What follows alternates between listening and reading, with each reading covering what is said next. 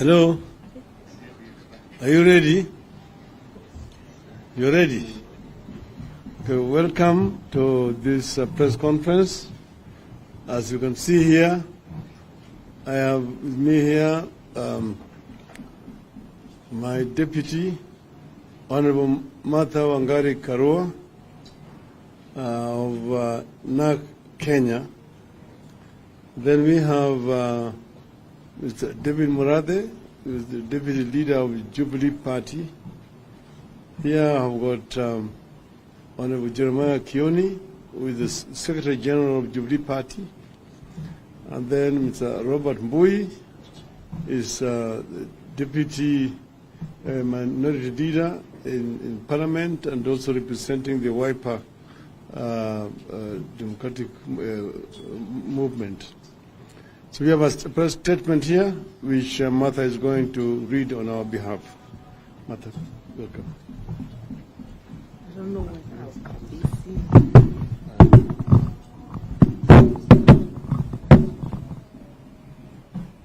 we have a few pronouncements to make regarding our planned 7th of December meeting at the Kamukunji grounds and other matters of national interest. The December 7th Kamukunji meeting, we confirm that the meeting is on as earlier planned. Secondly, we wish to affirm that the Kamukunji event is a public consultative forum. The right to public protest, the right to demonstrate are enshrined in the Constitution. But the Kamukunji meeting is a consultative meeting, and we want to make it very clear that the rights granted by our Constitution cannot be derogated by anyone, not the courts and not any other authority, and must be respected. The meeting will be a coming together of Kenyans to share views on the state of affairs in the country.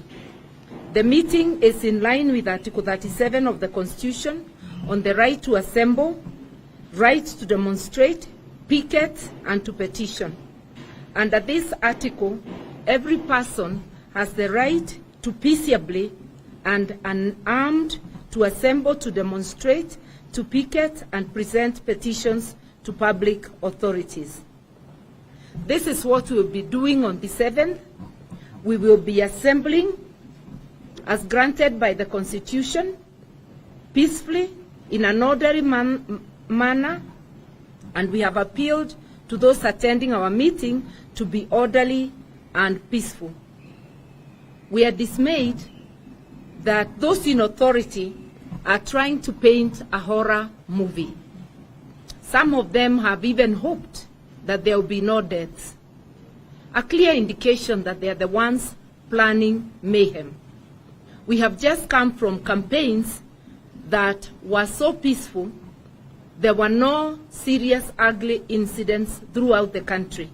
Where on earth would they get the idea that a public meeting will be unruly? We want to warn anybody bent on trying to disorganize and create mayhem at our meeting to be warned. And for those in charge of the security agencies to do their duty to ensure that they keep peace at our meeting as provided by the Constitution and the law. Our public consultations will be about the 4 IEBC commissioners who have been subjected to gross injustices and forced to resign. The consultations are also about other pressing national issues. On the IEBC, we note it is being cannibalized, the consequences of which shall be grim. We are gathering to discuss this state of affairs and to remind those in authority that all legislation relating to elections in this country is normally negotiated. The law they are trying to amend was negotiated in 2017. Similarly, all laws relating to elections and to IEBC must be negotiated, and we shall not tolerate skewed legislation, partisan legislation, trying to introduce a William Ruto Electoral Commission, not even a Kenya Kwanza, a William Ruto Electoral Commission. The Electoral Commission must be for all Kenyans, not to serve an individual or a faction.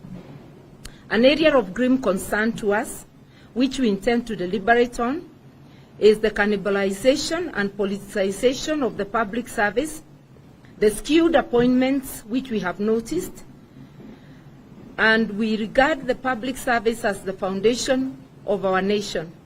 Nations begin to fail when the civil service fails. We are concerned that the fairly functional public service of Kenya, and which our nation has struggled to build over the years, is being turned upside down by the UDA regime.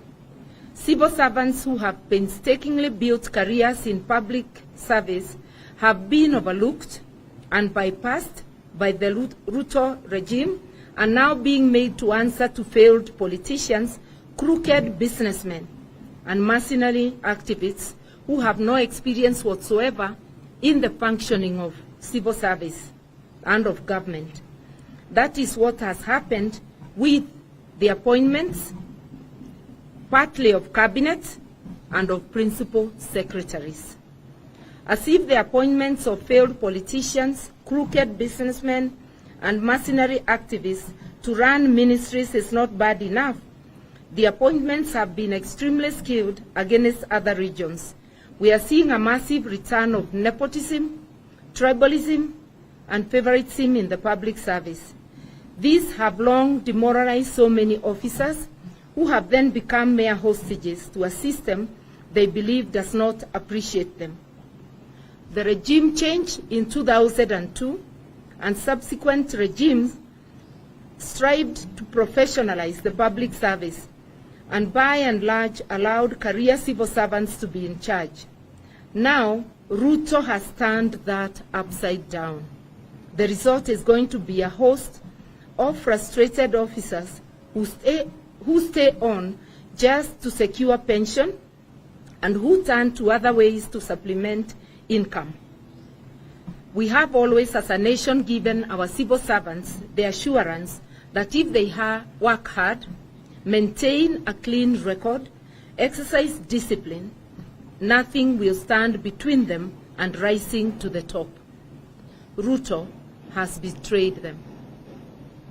When a failed politician or mercenary or party activist is suddenly imposed on senior civil servants, like directors and senior assistant secretaries who were looking forward to advancing their careers in public service, we cannot expect such officers to continue being committed to their jobs and to give our nation their all.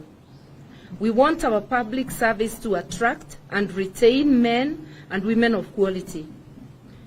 Public service must have the face of Kenya. It can't be 2 or 10 communities. It must reflect the face of Kenya, which is 47 communities.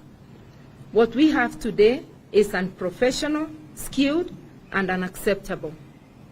We want to start a robust conversation on the introduction of genetically modified foods and seeds in our country.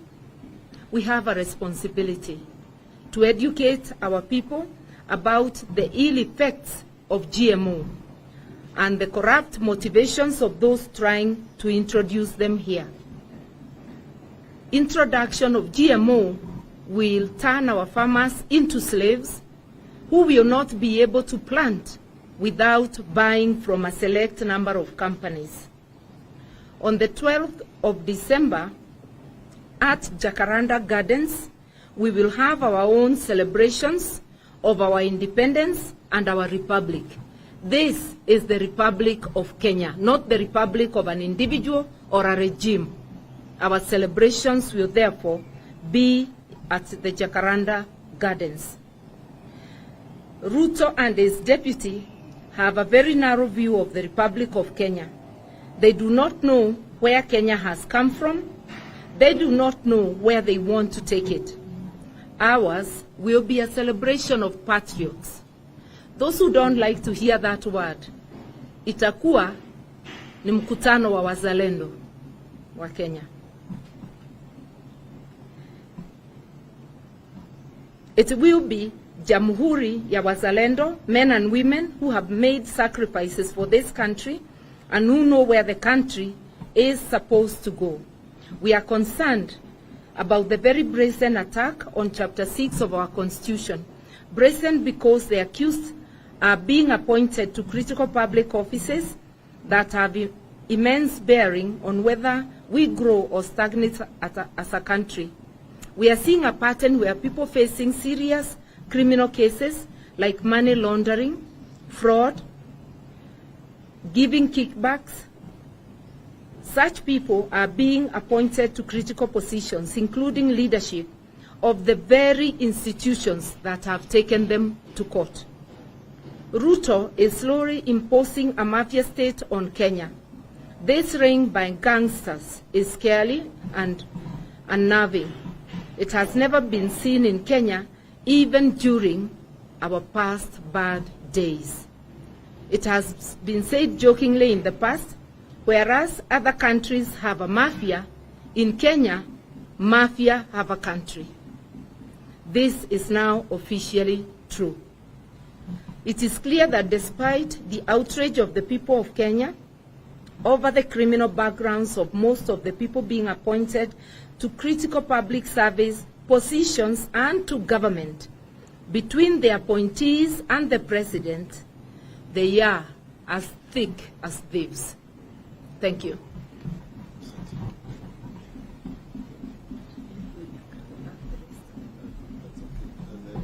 End of the that's end of the statements.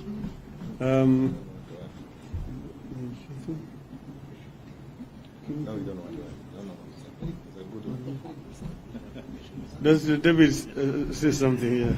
Haya. Sasa habari yenu? Now, the most important thing we are trying to pass a message is that Kenyans should not sit back and watch as the country goes down to the dogs. These so-called new kids on the block have been in government. There's nothing new. In fact, they're just reinstating those old bad days, and we are cautioning Kenyans and alerting them that the era of dictatorship is back with us, and that Kenyans should not sit back and allow these people that comfort of thinking that they can subdue all of us. We will not let that happen, and we are going to engage them because that is what is right for this country. Asanteni sana.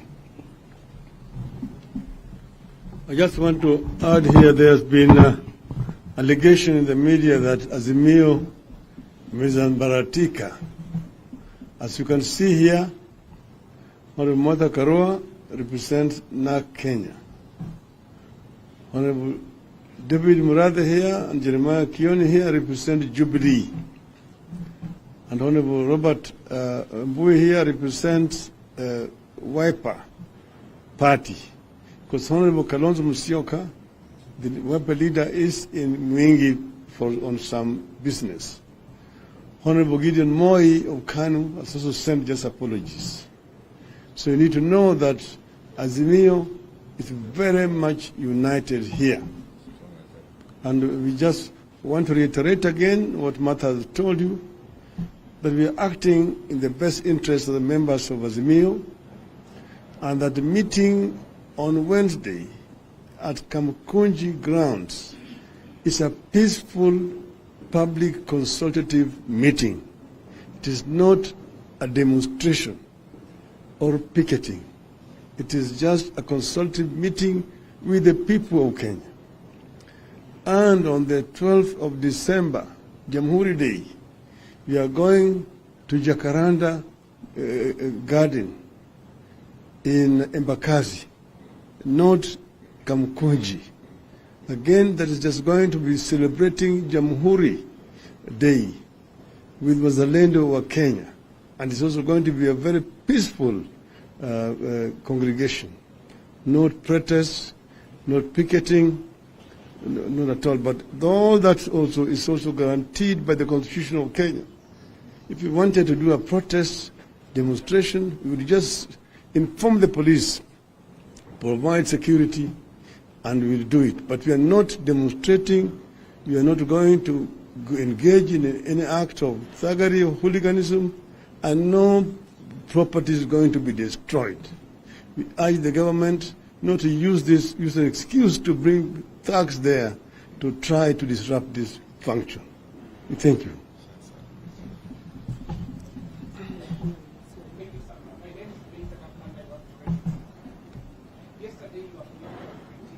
Yeah. Say that you are trying to mobilize Kenyans to find pressure on the government so that they can have a handshake and have some shake the government. You surely do not expect our leader to be responding to everybody who says something unfounded. You better go back to that source to give you facts to show that what he is saying is true.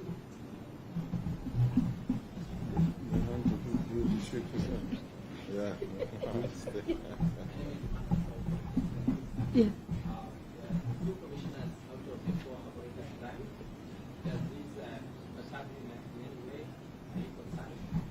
We have already said they are being coerced. Remember, commissioners represent the people. Anybody given public office represents the people. What we can see is coercion, and we can see the end game. William Ruto wants a William Ruto commission. This is what we must resist. The final one.